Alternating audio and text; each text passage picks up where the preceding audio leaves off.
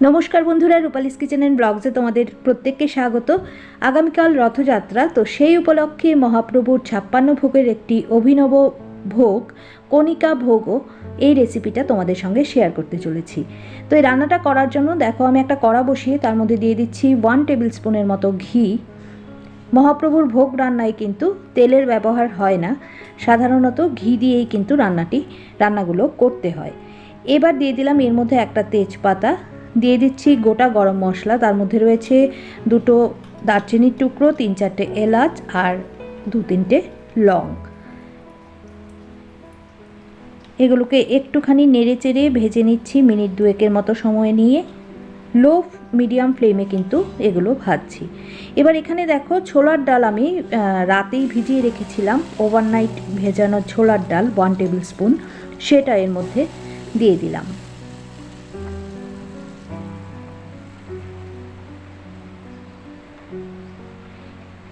ছোলার ডালটাকেও মিনিট 2 একটু ভাজা ভাজা করে নিলাম। এখন আমি এর মধ্যে দিয়ে দেব কাজু এবং কিশমিশ, 10-15টা কাজু বাদাম আর কিছু পরিমাণে কিশমিশ দিয়ে দিলাম। কাজু কিশমিশটা দিয়েও কিন্তু বেশ কিছুক্ষণ নাড়াচাড়া করে নিতে হবে। মহাপ্রভুর ভোগ কিন্তু মাটির হাঁড়িতে রান্না করা হয়, তো আমি এখানে কড়াতেই রান্না করছি। এবার এখানে বাসমতি চাল নিয়েছি আমি 1 কাপের মতো, যেগুলোকে ভালো করে ধুয়ে আমি একদম জল ঝরিয়ে রেখে দিয়েছিলাম। দেখো একদম ড্রাই হয়ে গেছে, দেখেই বোঝা যাচ্ছে একটুও কিন্তু জল নেই এর মধ্যে।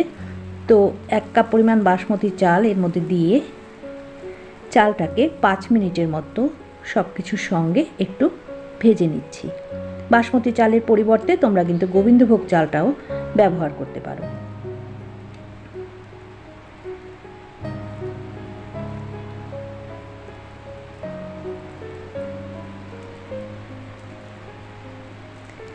দিয়ে দেবো এখন জল।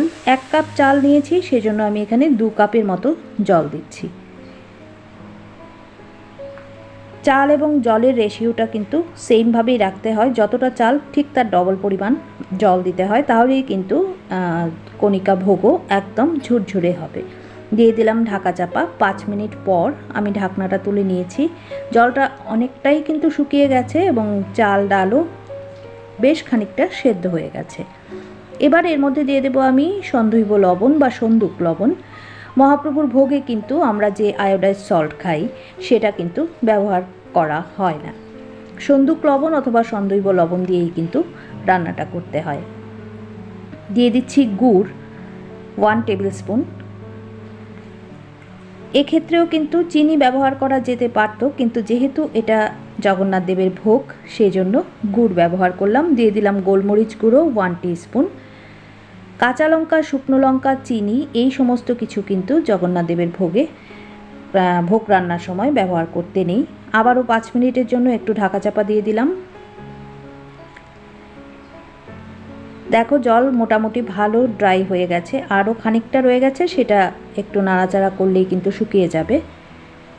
খুব ভালো করে সমস্ত কিছু সেদ্ধ হয়ে গেছে চাল ডাল।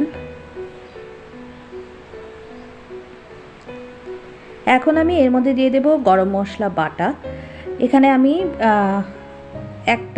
1 ইঞ্চ পরিমাণ দারচিনির টুকরো, 2-3টে এলাচ আর একটা জায়ফলের হাফ অংশ, মানে হাফ জায়ফল বেটে নিয়েছি, সেটা দিলাম। আর দিয়ে দিচ্ছি 1 টিস্পুনের মতো ঘি। আবারও খুব সুন্দর করে মিশিয়ে দেব সমস্ত কিছু।